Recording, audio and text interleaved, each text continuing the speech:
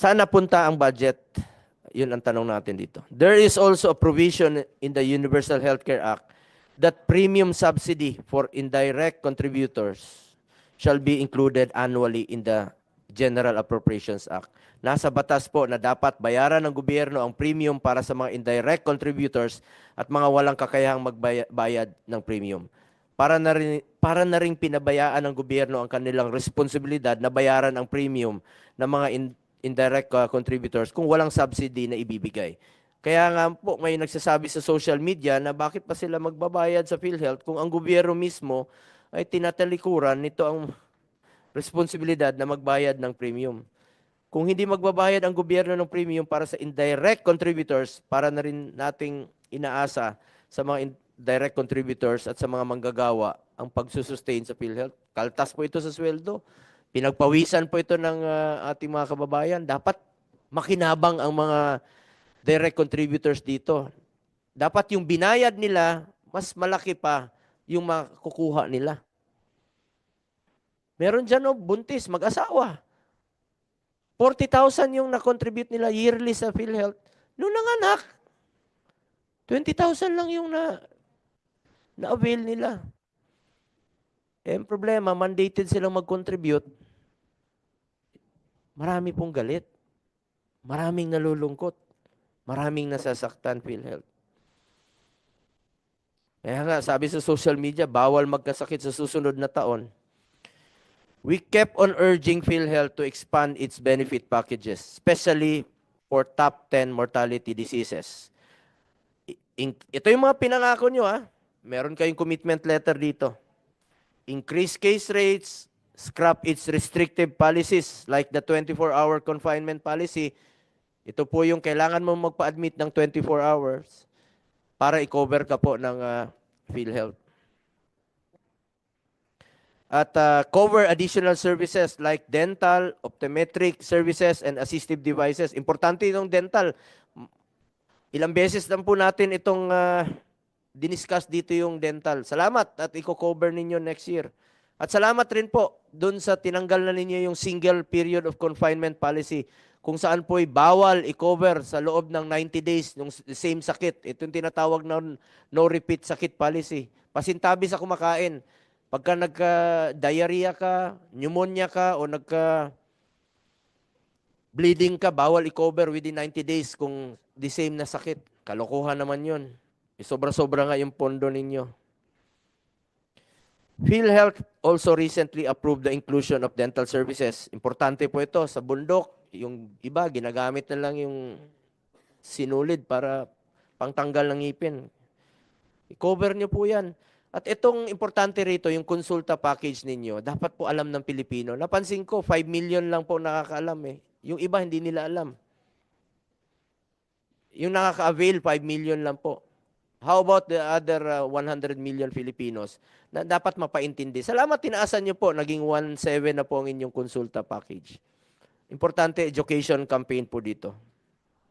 In addition to an emergency care benefit, glasses and optometric services for children, among others, ito po yung inyong pinangako. I also commend the recent approval of a second round increases in selected case rates by 50%. O kaya naman pala eh. Naaprubahan nyo nga sa loob ng isang linggo. Noon, since July 30, August, September, October, November, almost 5 months na po ang pag-hearing natin. Sabi nyo, pag-aaralan nyo. Pero kung gusto nyo talagang gawin sa loob ng isang linggo, kaya naman. Papasalamat din tayo sa ating resource persons at health advocates dahil kung hindi dahil sa kanilang pakikipaglaban, hindi matutupad ang dagdag na benepisyo dito. No? Kayo po yung sumusuri dito. Sulit ang ating pangungulit. It now falls on the hands of PhilHealth to fulfill its promises. Sana po,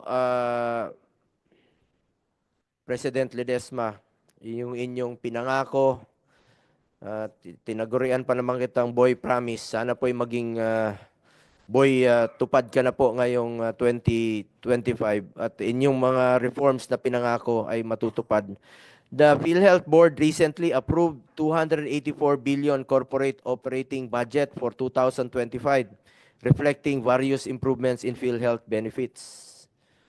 Uy, kaya naman pala.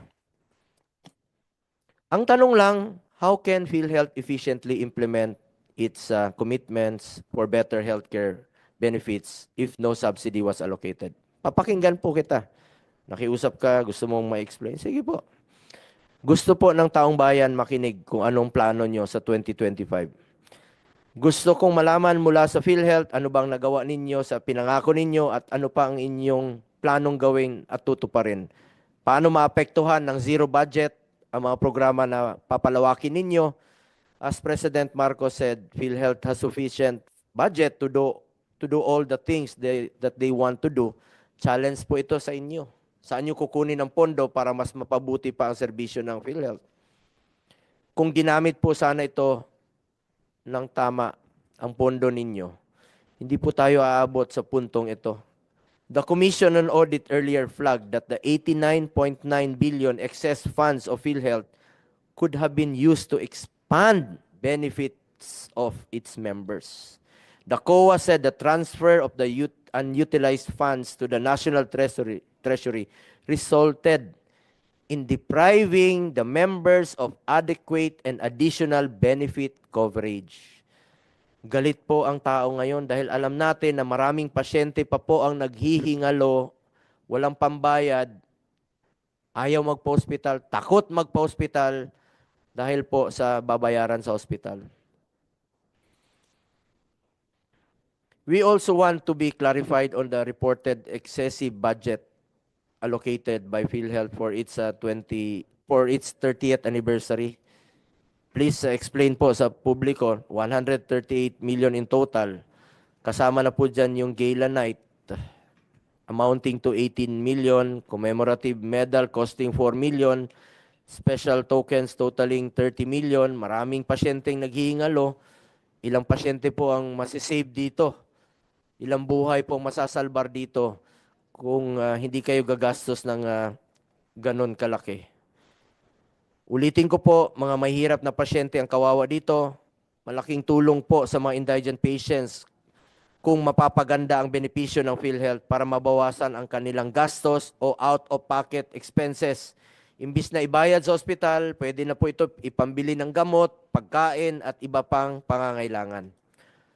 As we demand for PhilHealth to utilize their funds properly to benefit the poor, we should also support the agency in reaching this goal by providing sufficient funds to strengthen our country's health sector.